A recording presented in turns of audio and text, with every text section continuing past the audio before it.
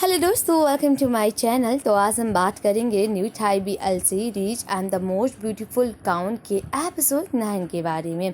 अगर आज के एपिसोड की बात करें तो आज का एपिसोड बहुत ही ज़्यादा क्यूट जेलस वाला होने वाला है। आपको इस एपिसोड में वदवेज और काशुल की जेलसी देखने को मिलेगी। तो चलिए एपिसोड की शुरुआत करते हैं। और हाँ, हमेशा की तरह अगर आप मेरे चैनल पर नए हैं तो सब्सक्राइब ज़रूर कीजिएगा।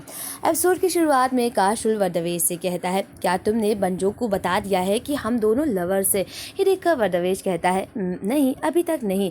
पता है, मैंने उसे अपने प्यार का इजहार किया था और अचानक मैं उसे अभी जाकर रिजेक्ट कर दूंगा और मुझे नहीं पता कि मैं उसे किस वजह से रिजेक्ट करूं। ये सुनकर काशुल कहता है, पता है लोगों का दिल चेंज होता रहता है। कल तुम मुझसे प्यार करते थे और आज तुम मुझसे प्यार नहीं करते हो, तो इसमें इतनी बड़ी बात क्या है? मुझे लगता है तुम्हें उसे साफ साफ बता देना चाहिए। और हाँ, मैं अपने आप को रोक नहीं सकता हूँ। अगर मैं उसे फिर से तुम्हें देख लिया कि वो तुम्हारे साथ फ्लर्ट कर रहा है तो मैं अपने आप को नहीं रोकूंगा और उसे सच में उसके चेहरे को कच्चूमर बना दूंगा। ये सुनकर वदवेज कहता, ओह नहीं नहीं काशुल, ये सब मत कर देना। तुम्हें ये सब करने की कोई ज़रूरत नहीं है। सही वक्त और सही समय आएगा, मैं खुद ही बता दूंगा कि मैं उससे अब प्यार नहीं करता हूँ। तो प्लीज़ ऐसे मत करना। और हाँ, तुम्हारा क्या कि तुम्हारा दिल कभी नहीं चेंज होगा, क्योंकि तुमने कहा कि लोगों का दिल तो चेंज हो जाता है। मुझे कैसे यकीन कि तुम्हारा दिल नहीं बदलेगा। तो काशुल कहता है, ये किसी और के लिए, पूरी दुनिया में सभी का दिल बदल सकता है पर मेरा दिल कभी भी नहीं। मैं तुमसे दुनिया के इंद तक प्यार करता रहूँगा और मैं हमेशा तुमसे प्यार करता रहूँगा वदवेज, आई लव यू। ये सुनकर वदवेज कहता, ओ सच में काशुल?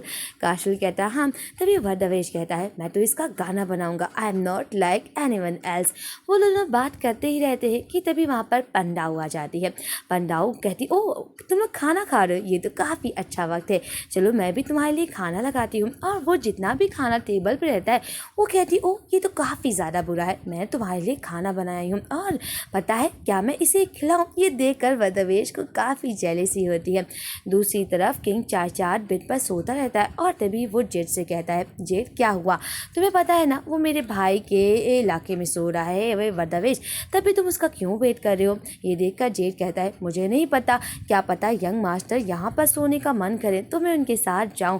ये सुनकर किंग चाचाट कहता है, मुझे लगता है कि तुम कल सो जाना चाहिए, बहुत देर हो गया है, कब तक तुम वेट करोगे? तो जेड कहता है, जब तक चंद्रमा ऊपर तक ना आ जाए। अब ये किंग चाचाट उठ जाता है और ये देख कर जेड कहता है, आप यहाँ पे क्यों आ रहे हो महाराज? और तभी किंग चाचाट कहता है, हम दोनों एक दूसरे के साथी हैं और हम दोनों दोस्त हैं, तो दोस्त हर चीज़ साथ में करते हैं। अगर तुम जाग रहे हो तो मैं भी जागूंगा, तुम सोओगे तो मैं भी सोऊंगा। ये सुनकर जेड कहता है, महाराज आप बेड पर सोइए, मैं सो जाता हूँ। तभी किंग चाचाट कहता है, क्यों ना तुम मेरे पास सो। ये सुनकर जेड कहता है, महाराज अगर मैं आपके पास सोऊंगा ना तो शायद मुझे कीड़े काट ले। ये देख कर चाचाट कहता है, अगर तुम्हें कोई कीड़े काट भी लेंगे ना तो मैं डॉक्टर से तुम्हारा इलाज करवा दूंगा, तुम्हें ये सब सोचने की कोई ज़रूरत नहीं है। तब भी जेड सोने लगता है। ये देख कर किंग चाचाट कहता है, ये इतनी जल्दी कैसे सो सकता है? और ये कहकर हंसने लगता है। दूसरी तरफ जब बंजोग बंदूक की प्रैक्टिस करता रहता है तभी वहाँ पर वदवेज आता है और कहता है, कल जब मैंने बंदूक से गोली चलाई थी उसका मार्क कहाँ पे हिट हुआ था? मैंने नहीं देखा था, क्या उसका निशाना सही लगा था? ये मुझे देखना है। और दिखाया जाता है कि वदवेज का निशाना कल सही मार्क पे लगा था, पर बंजोग झूठ बोल देता है और कहता है, तुमने फिर से मिस कर दिया। ये देखकर वदवेज कहता, ओह मैंने फिर से मिस कर दिया, मुझे लगता है अब मुझे शूटिंग नहीं सीखना चाहिए, मैं तुम्हारा भी वक्त खराब कर रहा हूँ और अपना भी वक्त, क्यों ना मैं कुछ और चीज़ ट्राई करूँ।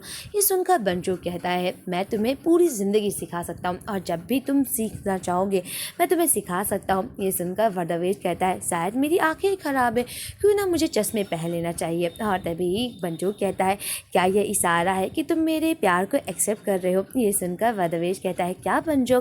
बंजो कहता है कि अगर तुम मुझे अपने बाप के बारे में बताना चाहते हो तो मैं सुनने के लिए तैयार हूँ और तुम शर्माने की ज़रूरत नहीं है। और तभी वदवेज को काशुल की बात याद आती है कि तुम्हें उसे अनसुने में नहीं रहना चाहिए, उसे साफ साफ बता देना चाहिए कि तुम उससे प्यार नहीं करते हो। वह दवेश जब ये बताता है तो बनजोग इशारा करता है कि उसके गले में कुछ फंस गया है और ये सीन काफ़ी फनी रहता है। वैसे ये बनजोग का एक नाटक रहता है। वह दवेश को लगता है कि सच में बनजोग की काफ़ी तबीयत खराब हो गई है। ये जब पंडाव सुनती है तो कहती है, क्या तुमने नाटक किया? तो बनजोग कहता है, मैं क्या करता, मुझे बस और वक्त चाहिए था वह दवेश को अपने प्यार साबित करने के लिए। और तुम्हारा क्या क्या कासुल भी तुमसे प्यार करता है? और अगर कासुल तुमसे प्यार करने लगेगा तो कितना अच्छा रहेगा। तभी पंडाव कहती है, जब कल मैं उसके लिए खाना लेकर गई थी तो ऐसा लग रहा था कि कासुल को मेरे हाथों का खाना काफ़ी अच्छा लगता है। जब वह दवेश ने कहा था कासुल को मेरे हाथों का खाना नहीं पसंद है तो वो थूक देगा, पर वह कासुल ने नहीं थूका था। ये सुनकर बनजोग कहता है, ये तो काफ़ी अच्छी बात है। अगर तुम्हारे खानों की वजह से कासुल तुम्हें प्यार करने लगेगा तो वह दवेश को छोड़ देगा। ये तो काफ़ी अच्छी बात है। और तभी पंडाव भी खुश हो जाती है। वहीं दूसरी तरफ जब ये लोग आज युद्ध की प्रैक्टिस करते हैं और तभी दिखाया जाता है इस तरह कासुल के पास पंडाव आ जाती है। कहती है कि तुम बहुत ज़्यादा थक गए होगे, तुम्हें बहुत ज़्यादा प्यास लगी होगी, क्यों ना तुम पानी पी लो। और तभी कासुल कहता है, नहीं मैं पी लूँगा खुद से। और तभी कासुल बहुत कहने के बाद पंडाव के वो पानी पी लेता है। और तभी बनजोग व दवेश से कहता है, तुम्हारी बॉडी बहुत ज़्यादा दर्द हो रही होगी, क्यों ना मैं तुम्हें मसाज कर दूँ। पर वदवेश कहता है नहीं। और तभी उन्हें एक संग की आवाज़ आती है। वैसे दुश्मन फाइनली इन लोगों के गांव में आ चुके हैं। तभी सभी लोग इशारा करते हैं कि सब लोग अपना स्थान ग्रहण कर लें। वहीं दूसरी तरफ ये लोग गेट खोले रहते हैं और ये बनजोग का प्लान रहता है कि जैसे ही किंग सोमदाद आएगा हम लोग गेट खोल देंगे और वहाँ पे कोई भी सैनिक नहीं रहेगा। ये देखकर कासुल कहता है, क्या तुम पागल हो गए हो? तो बनजोग कहता है, अगर हम लोग ऐसे लाएंगे तो इससे हम लोग को वक्त मिल जाएगा, हम लोग अपने नागरिकों को हटा सकेंगे। और तभी सोमदाद कहता है कि अगर तुम लोगों को कोई भी दिखे तो उसे सीधा मार डालना। और तभी कासुल कहता है, मैं सोमदाद से अकेले ही निपट लूँगा। और तभी सोमदाद अपने ग्रुप के साथ गांव में आता रहता है। तभी कासुल भी अपने लोगों के साथ आता है। और तभी सोमदाद कहता, अच्छा होगा कि तुम सरेंडर कर दो, मैं तुम्हारी जान को बख्श दूंगा, तुम बहुत बड़े गद्दार हो। तभी कासुल कहता है, देख रहे हो दुश्मन हम लोगों को क्या चेतावनी दे रहा है, और हम लोगों को अगर अपनी ज़मीन बचानी है तो दुश्मन को धूल की चाट तो जतानी होगी। वहीं दूसरी तरफ दिखाया जाता है कि सोमदाद के लोग सैनिकों को ढूंढते रहते हैं और तभी बनजोग के लोग इनका सफाया कर देते हैं। दूसरी तरफ पंडाव और वदवेश बच्चों और लोगों को छुपाए रहते हैं। तब भी सैनिक आते रहते हैं और बनजोग एक आइडिया सोचता है किस तरह सभी लोग आ जाते हैं और वदवेश इन लोगों को धूल चटा देता है। दूसरी तरफ कासुल और सोमदाद लड़ाई करते रहते हैं। दूसरी तरफ दिखाया जाता है किस तरह सोमदाद कहता है, मुझे चाचात से लड़ना है, मुझे चाचात से निपटना है, और इसी वजह से वो महल में घुसने का फैसला करता है। दूसरी तरफ वदवेश कहता है, पंडाव तुम लोगों का यहाँ पे ध्यान रखना, मैं जाकर बाहर देखता हूँ क्या हुआ। तभी पंडाव कहती है, अपना ख्याल रखना वदवेश। वदवेश कहता है, ओ चिंता मत करो, मुझे कुछ नहीं होगा। जब वदवेश बाहर जाता है तो सोमदाद के लोग वहाँ पड़े रहते हैं, पर सोमदाद के कुछ लोग वदवेश पे भी हमला करते हैं। दूसरी तरफ सोमदाद महल में घुस जाता है। वहाँ पर जेड और किंग चाचाद सोमदाद के लोगों की आउटफिट पहनकर लड़ाई करता रहता है। और तभी चाचाद कहता है, अगर मैं सोमदाद के सैनिकों की तरह ड्रेसअप कर लूँगा तो लोग मुझ पर हमला नहीं करेंगे, पर मुझे कैसे यकीन होगा कि लोग मुझे नहीं मारेंगे। तो जेड कहता है, आपका फेस सभी लोग जानते हैं, तो मुझे नहीं लगता कि आपका कोई कुछ करेगा। दूसरी तरफ वदवेश के ऊपर जब सोमदाद के लोग हमला करने आते हैं तो बनजोग अपनी बंदूक से उन लोगों को सफाया कर देता है। पर तभी कुछ लोग और आते हैं जो बनजोग को भी जमीन पे गिरा देते हैं और जिससे बनजोग को काफ़ी चोट लग जाती है। एक तो अपनी तलवार से बनजोग के पीठ पर हमला ही कर देता है। ये देखकर वदवेश काफ़ी डर और घबरा जाता है, कहीं बनजोग इस दुनिया से तो नहीं चला जाए। और वो रोने लगता है और कहता है, प्लीज़ हम लोगों ने तो कुछ भी नहीं किया है, हम लोगों को छोड़ दो। और तभी वहाँ पर कासुल आता है, उन सैनिकों को वो मार देता है। और तभी वदवेश कहता है, कासुल प्लीज़ मदद करो। दूसरी तरफ जेड और चाचाद खड़े रहते हैं और तभी चाचाद कहता है, जेड इसे लिए रहो और जब सोमदाद आएगा तो तुम ये गोली चला देना और सोमदाद को मार डालना। और तभी सोमदाद आता है, चाचाद से कहता है कि महाराज अभी भी वक्त है, चलिए हम लोग राजधानी में वापस लौट जाए। और तभी चाचाद कहता है, मैं यहीं पर रुकूंगा, मैं तुम्हारा पपेट अब नहीं बनना चाहता हूँ, मैं नहीं चाहता कि तुम मुझे कठपुतली की तरह नचाओ। और तभी चाचा सोचता रहता है कि जेड ने अभी तक फायरिंग क्यों नहीं की। तभी उसे आवाज़ आती है कि जेड बेहोश हो जाता है। ये देखकर चाचा काफ़ी घबरा जाता है। तभी सोमदाद अपने लोगों से कहता है कि ही इसे मार डालो, और तभी चाचा कहता है तुम्हें मुझे चाहिए ना, मुझे लेकर चलो। दूसरी तरफ वरदवेज का बंजोक के पीठ पर दवाई लगाता रहता है क्योंकि उसके पीठ पर काफ़ी ज़्यादा जख्म हो जाता है। ये देखकर काशुल कहता है कि क्या तुम अपने से दवाई नहीं लगा सकते हो, और जो कहता है मुझे तो यही बहुत अच्छा लग रहा है कि वरदवेज मेरा ख्याल रख रहा है। तभी काशुल कहता है मुझे तो लग रहा है कि तुमने अपने पीठ पर इसलिए चोट लगाया क्योंकि तुम वरदवेज के क्लोज होना चाहते थे। ये देखकर वरदवेज कहता है सच में काशुल तुम इसकी मदद नहीं कर सकते तो कुछ इतना बुरा भी तो न कहो।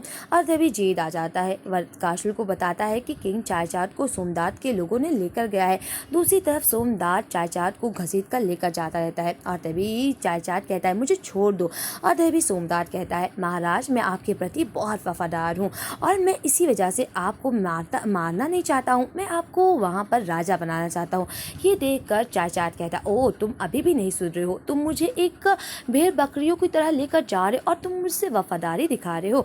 और तभी वहाँ पर काशुल के लोग आ जाते हैं। ये देखकर सोमदाद के लोग कहते हैं काशुल के लोग वापस आ गए, और तभी उन्हें छुपना पड़ता है। और तभी उन्हें पता चलता है कि चाचात का हेलमेट तो गायब है जो वो पहना रहता है। ये देखकर सोमदाद कहता है तुम ये जान लो कि तुम्हारा भाई कभी नहीं दूरेगा। और तभी चाचात अपनी रस्सी खुलाने की कोशिश करता है और काफ़ी आवाज़ करता है, और जब सोमदाद के लोग जान जाते हैं कि अगर काशुल के लोग आ गए और हम लोग पर हमला करेंगे तो ये बहुत बुरा हो जाएगा।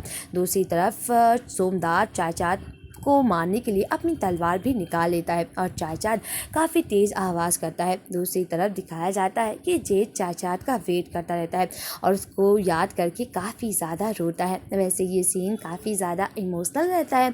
जब वहाँ पर काशुल आ जाता है तो जेड काशुल को अकेला देखकर और ज़्यादा घबरा जाता है, और तभी उसे और ज़्यादा चाचात की याद आती है। पर जैसे ही सामने से चाचात आता है जेड तुरंत उसे गले लगा लेता है। जेड भूल जाता है कि वो एक नौकर है, और ये सीन काफ़ी ज़्यादा क्यूट सा रहता है।